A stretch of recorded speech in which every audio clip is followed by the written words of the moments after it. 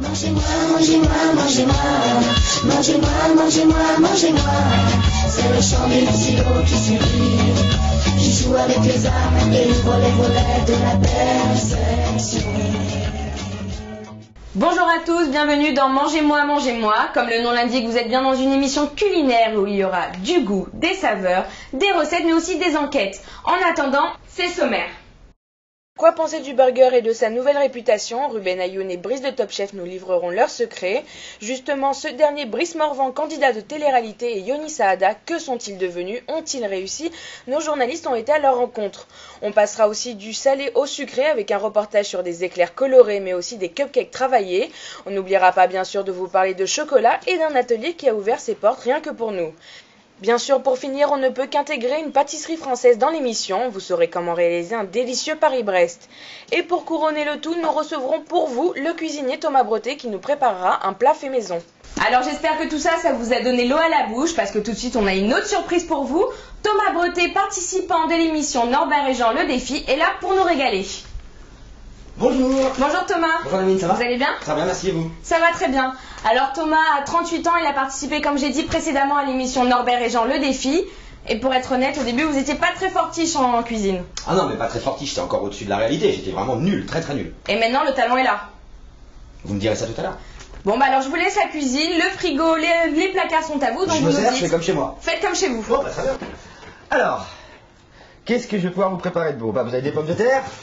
Bah tiens, pommes de terre, hop, il y a du lait, il y a du beurre, de la crème fraîche.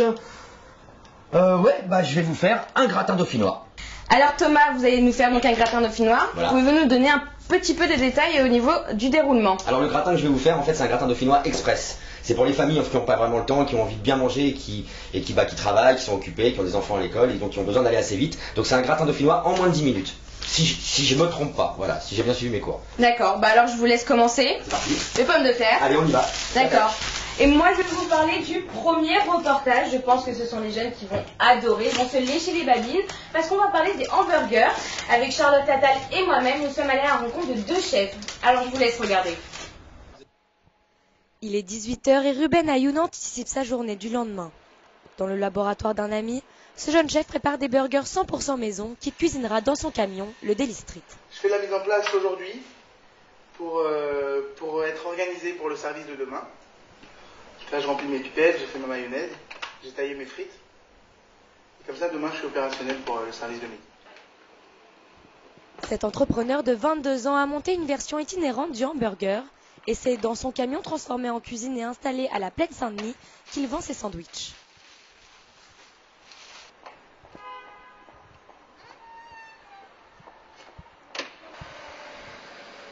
Le lendemain, c'est à 11h que la journée de ce chef commence, en musique et sans stress. Mise en place du camion, préparation des aliments et découpe des légumes, Ruben et ses 3 employés s'activent avant le rush du midi. Les burgers que je fais, c'est pas des burgers traditionnels, c'est des burgers, on va dire, haut de gamme. Dans le sens où j'utilise que des produits frais, que des pains, vous voyez, de boulanger ou des produits qui sortent vraiment des fournisseurs, quoi. Travailler dans une camionnette lui permet de réduire ses frais. Pas de loyer à payer ou encore de facture d'électricité. Ses charges sont inexistantes. J'ai choisi de faire des burgers dans un camion parce que c'est super à la mode et ça me plaît. Parce que contrairement à un restaurant, c'est pas quelque chose qui est commun déjà. Et ça a l'avantage de me faire bouger énormément. Avec une augmentation de 17% en 2012, les Français sont les 2e plus gros consommateurs d'hamburgers en Europe après les Britanniques, à tel point qu'ils gagnent même la cuisine des grands chefs.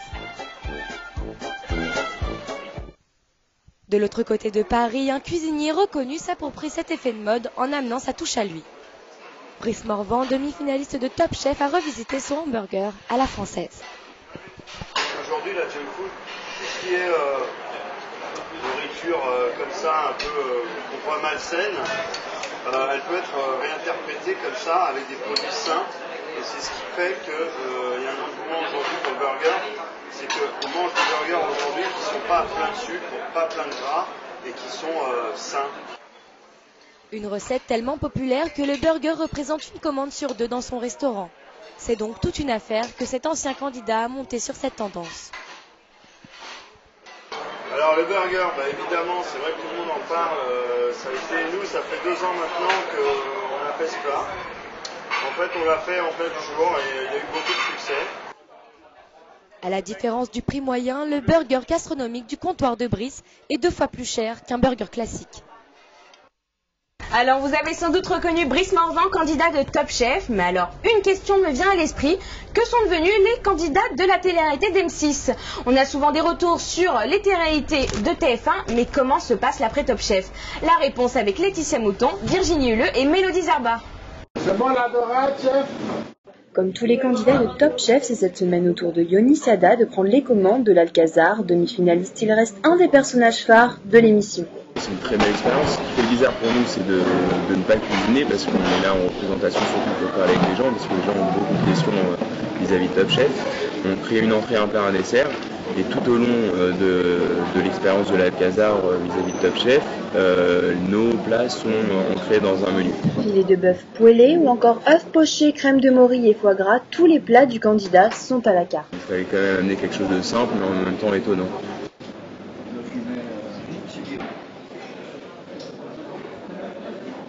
J'ai pas mal de projets, maintenant il n'y a rien encore de fixé. Je m'occupe déjà de mon restaurant comme il se doit. Ensuite on a pas mal de projets ensemble, tous ensemble, parce que comme je vous le disais, il y a vraiment cette cohésion de groupe qui fait qu'on a envie d'avancer ensemble et on a envie de garder ce souvenir intact. Donc on a pas mal de projets, mais ça c'est des surprises. Grâce à Top Chef, sa notoriété grandissante l'aide de jour en jour. C'est le cas également de Brice Morvan, révélé lui aussi dans l'émission.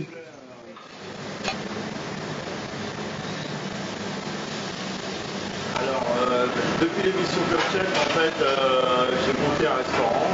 J'ai commencé par trouver un petit fonds de commerce. L'émission Top Chef, évidemment, ça aide déjà pour pouvoir ouvrir un commerce, parce que quand on va à la banque, le banquier a vu votre tête la veille à la télé, et forcément, ça aide. Si j'avais pas eu ça, je pense pas qu'on m'aurait prêté le financement. Je pense du service et de notoriété, et j'ai pas honte, parce que ça aide pour le business, c'est la télévision, on connaît le coût d'une minute de publicité à la télé. Quand on sait qu'on peut avoir cette pub gratuite, on le fait. C'est bien, dans la rue on dit appelle le chef, maintenant vous avez une identité, moi je m'appelle Brice Morvan et je veux conserver ça. Ce que je pense, c'est vraiment ma cuisine, c'est vraiment ce que j'aime faire, et c'est pas ma négative.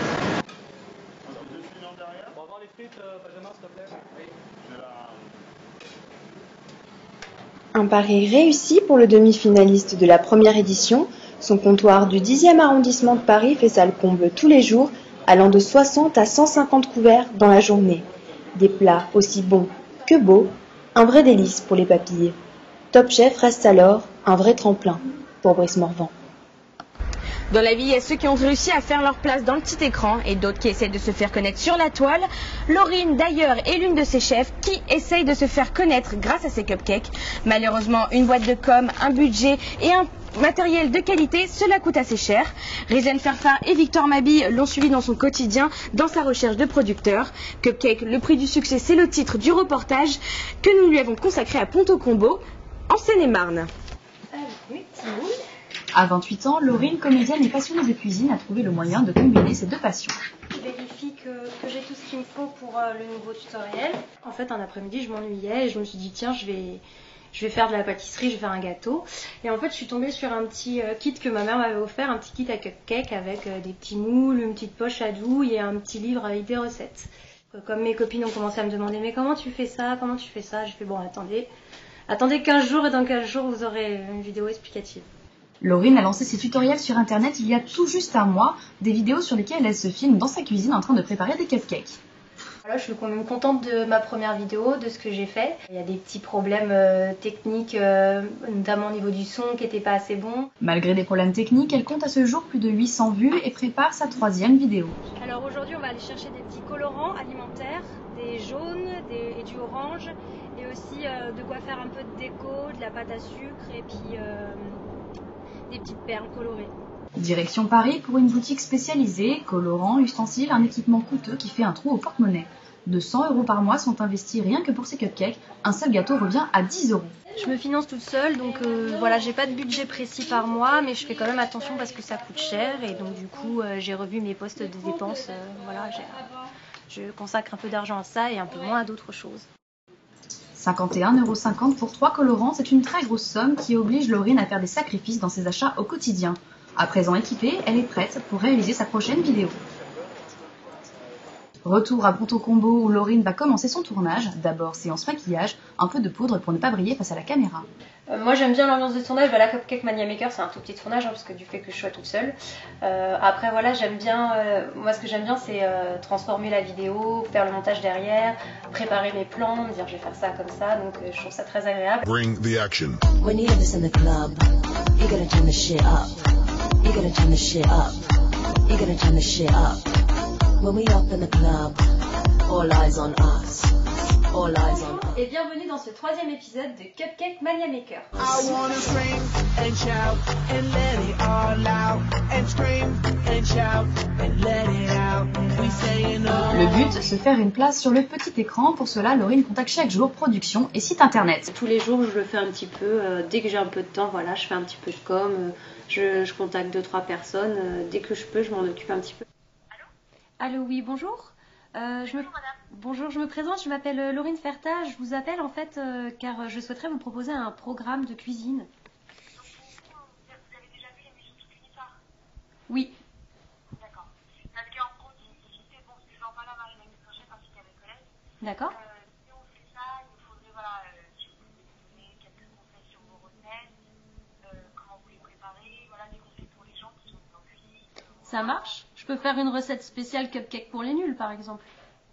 Totalement, oui. Ça peut être une très bonne idée. Je me dis c'est un programme qui peut avoir de l'avenir, qui peut devenir quelque chose d'un peu plus sérieux, enfin pas sérieux, mais d'un peu plus pro que ce que c'est maintenant. Donc ouais, je suis plutôt contente. Paris gagné pour notre pâtissière en herbe. Cupcake Mania Maker commence à se faire une place dans le milieu du petit écran.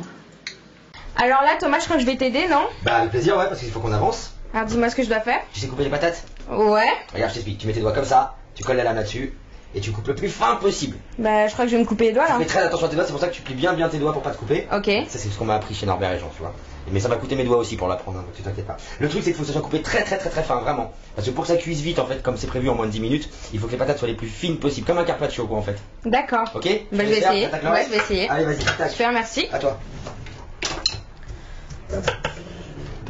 Bon, j'ai pas l'impression que je vais devenir un chef étoilé tout de suite. En attendant, on va prendre une petite pause. Mais restez avec nous car tout de suite, il y aura un sujet hyper croustillant avec du chocolat. On va oublier les régimes, les anti-bourrelets.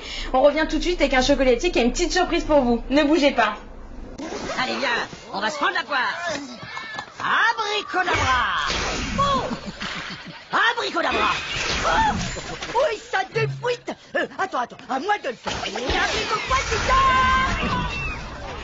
Nouveau petit Oasis, plus petit, complètement bifruit. Oasis, bifruit. Mais à quoi tu joues, Berthe? Goûtez-moi ça et devinez ce que c'est. C'est pas de chez nous, ça. Mais ça a un bon goût. Il y a des épices là-dedans. Ça ravigote. C'est une bonne recette, hein? Et pour une fois, c'est pas à nous qui l'ont volé. Graines de couscous parfumées aux épices du monde, Tipiak. Pirate! Vous êtes toujours avec l'équipe de Mangez-moi. Dans 2 minutes, on va vous parler de sucré parce qu'on sait que vous n'attendez que ça. Mais attendant, on va faire un petit point sur la recette. Alors Thomas, on en est où? Ça avance. Voilà, on va commencer à monter le gratin dauphinois dans le plat pour aller au four. Donc c'est multicouche, hein, c'est mode millefeuille, on en met plein, voilà, des pommes de terre, de la crème fraîche, du lait, de l'ail. On va mettre du beurre parce que la cuisine, il faut que ça ait du goût, quoi. Donc on met vraiment beaucoup de beurre pour que ce soit riche. D'accord. Et puis voilà, dans quelques minutes, ça va partir au four et ça devrait pas être mauvais, Donc il y j'espère. aura une belle odeur dans quelques temps. En principe, ça va commencer pas mal. D'accord. Merci beaucoup Thomas. Alors moi, je vais pas plus le déranger et je vais vous parler du prochain reportage. Je sais pas pour vous, mais je suis extrêmement gourmande. Et quand je dis gourmande, je me respecte, c'est-à-dire que je ne déroge pas à la règle du chocolat. Et vous savez quoi? À Paris, dans le quartier d'Odéon, on vous a déniché un concept store entièrement dédié au chocolat. Un reportage de Morgane Boudère et de Baptiste Ollier. Restaurant chic à l'ambiance décontractée, l'établissement Un Dimanche à Paris peut se vanter de son originalité. Un concept des plus rares qui se passe en cuisine. Plats salés et sucrés ont en commun d'être mariés au même ingrédient, le cacao. C'est là toute la singularité du restaurant. Son chef, William Cossimon, a su dompter l'arôme subtil du cacao pour l'intégrer à toutes ses recettes en respectant avant toute chose le goût premier d'un plat. Il faut vraiment le doser, déjà, et il faut pas se compliquer en fait. Ce que j'explique à tout le monde, c'est que je fais la cuisine et je l'associe plus comme une épice. Ce que les gens pensent, c'est qu'on prend du chocolat et après on fait la manger autour. Moi je fais à manger et j'incorpore du chocolat. C'est vraiment par petites doses, sous forme de vinaigrette. Dans les sauces chaudes c'est plus facile. On fait des chips de pain à base de cacao, on fait des gougères au gruau de cacao. Ça reste vraiment dosé, assez finement en fait. Le cacao est un moyen original d'apporter une touche personnelle. Rien de tel pour surprendre ses invités. Pour assaisonner une petite salade, on fait une petite vinaigrette classique souvent à la maison, à base d'huile de balsamique, d'huile soit d'arachide qui fait pain de raisin ou choses comme ça. Il vous suffit juste d'utiliser un peu de cacao en poudre, de le diluer avec votre vinaigre en base et puis de monter votre vinaigrette comme ça là. Et vous avez quelque chose d'un petit peu qui apporte une petite amertume. Le balsamique sucre un petit peu votre vinaigrette, ça contrecarre un peu l'amertume et en fait vous avez une vinaigrette un peu originale pour assaisonner vos salades qui vont très bien avec des fromages de chèvre et choses comme ça. Un dimanche à Paris n'est pas seulement un restaurant, l'établissement possède également une pâtisserie, elle-même dédiée au chocolat. Les préparations sucrées se font autour du jeune chef Manuel Bouillet. Ce jeune promu, disciple de Quentin Bailly, meilleur ouvrier de France, assume pleinement son statut de chef pâtissier. Il apporte désormais sa créativité à la maison du chocolat. Le design très épuré, sagitien. Je pense qu'une pâtisserie qui est très surchargée au niveau du décor n'est pas forcément dans l'air du temps. Surtout, c'est le goût. Pour moi, avant de créer un petit gâteau au niveau du design, je le crée d'abord dans ma tête au niveau du goût pour avoir les sensations que j'ai vraiment envie d'avoir en bouche. Ça, c'est pour moi la priorité numéro 1. À 22 ans, le chef pâtissier a déjà sa référence en matière de gâteau. La pâtisserie type, c'est vraiment de l'éclair au chocolat. Alors c'est sûr que ça paraît très très simple, mais néanmoins on peut être très vite déçu par un éclair au chocolat qui je dirais est moyen. Les éclairs, cette pâtisserie aimée de tous, au chocolat, au citron ou au café, il y en a pour tous les goûts. Justement, au cœur de Paris, on vous a déniché une petite pâtisserie, l'Atelier des éclairs, où on peut réinventer ses gourmandises. Je vous en dis pas plus, Lucas Carbone et Paul Ducassou vont vous découvrir cet univers aux 1000 saveurs.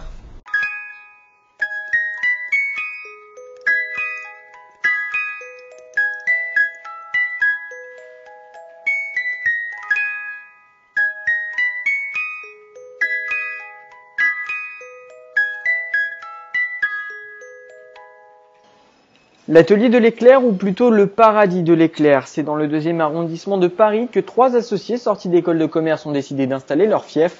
À l'intérieur, uniquement cette pâtisserie gourmande, un concept original et réfléchi. L'idée c'était de revisiter le concept en profondeur, d'aller jusqu'au bout, jusqu'aux limites de l'éclair.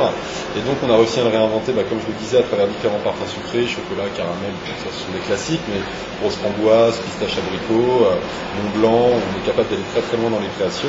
Une carte qui change des éclairs au Nutella, à la pomme ou encore aux fruits rouges. La petite duchesse, comme on l'appelait au 19e siècle, s'est bien modernisée, au point même de remplacer la crème qui garnit l'éclair traditionnel par de la salade, du chèvre, voire même du saumon, tout en se détachant du sandwich classique. Ce qu'il faut savoir, c'est qu'un sandwich traditionnel, le pain va venir complètement masquer le goût des ingrédients.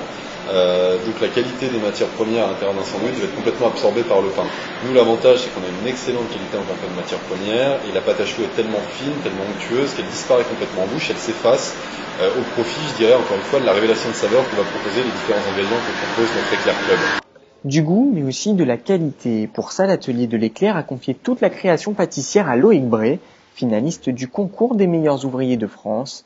Référence de la pâtisserie, il dispose de pâtissiers passionnés et qualifiés dans la confection de ces desserts gourmands. Avant, j'ai fait du pré-apprentissage en pâtisserie. J'ai fait un CAP pâtisserie, CAP chocolaterie et une mention dessert de restaurant. On fait tous à peu près le même travail. Donc c'est vraiment tout ce qui est assemblage de l'éclair, garnissage de la coque, glaçage de l'éclair, plus la décoration à la fin. Normalement, c'est notre chef pâtissier, donc Loïc Bray, qui gère tout ça, qui gère les parfums, les nouveaux parfums, les nouvelles décorations et les décorations. Mais après, on peut mettre une petite touche personnelle. De belles décorations, de bons éclairs, mais surtout du chiffre. L'affaire lancée en novembre dernier rapporte. En moyenne, c'est 75% de la production journalière qui se retrouve vendue aux plus gourmands des passants. Même si le prix des éclairs paraît élevé, en moyenne 4 €, cela n'empêche pas certains voisins de venir prendre leurs habitudes. J'ai découvert ce lieu en me baladant dans le quartier, parce que j'habite juste à côté. Je trouve le concept de se spécialiser dans une seule pâtisserie très original. On sort du produit de base et on rajoute pas mal de choses très artistiques, très innovatrices. J'aime bien. Un concept gourmand qui est surtout rentable, de quoi permettre à ses créateurs de pousser encore un peu plus les limites de l'éclair et pourquoi pas emmener leur boutique au-delà du quartier Montorgueil. Alors j'allais vous parler tout de suite d'un nouveau reportage, mais je crois qu'il est temps de regarder ce qui se passe entre les mains de Thomas. Alors ce petit gratin. Et bah ça y est, c'est prêt, on a tout installé, tous les ingrédients et ça va partir au four pour une petite dizaine de minutes. Mais ça devrait pas mettre un peu plus de temps? Alors le gratin dauphinois, oui, c'est 45 minutes de cuisson en principe, mais justement c'est là que réside la petite technique que m'a appris Norbert. Ça va partir d'abord 8 minutes au micro-ondes à puissance maximale, et ensuite on va le terminer au four pour bien le dorer, pour lui donner une belle allure bien dorée et bien croustillante. D'accord, bah alors je vous laisse avec vos derniers préparatifs. Et nous on va parler d'une course cycliste et plus particulièrement celle de Paris-Brest qui a été créée en 1891. Aucun rapport avec la cuisine vous me direz, mais en fait il y en a un petit quand même et on parle du Paris-Brest, ce délicieux gâteau qui représente une roue en référence à une course cycliste. Plutôt étonnant, mais pourtant Laetitia Mouton, Virginie Huleux et Mélodie Zerba sont parties à la découverte de la recette de cette pâtisserie française. Pour réaliser un Paris-Brest, on commence avec la pâte à choux. Alors on met 1/4 de litre d'eau dans une casserole. On y ajoute ensuite 100 g de beurre doux coupé en morceaux. On incorpore ensuite quelques grammes de sel. Et on porte le tout à ébullition en mélangeant. On ajoute enfin au mélange 200 g de farine. Dans un autre saladier, on casse 5 œufs. Et on les incorpore un à un à la préparation obtenue en mélangeant à chaque fois. On va ainsi obtenir une pâte bien lisse et brillante. On se munit ensuite d'une poche à douille dans laquelle on dépose la pâte à choux. On beurre la plaque de notre four avant d'y dresser la préparation en couronne. Petite et grande, c'est selon votre gourmandise.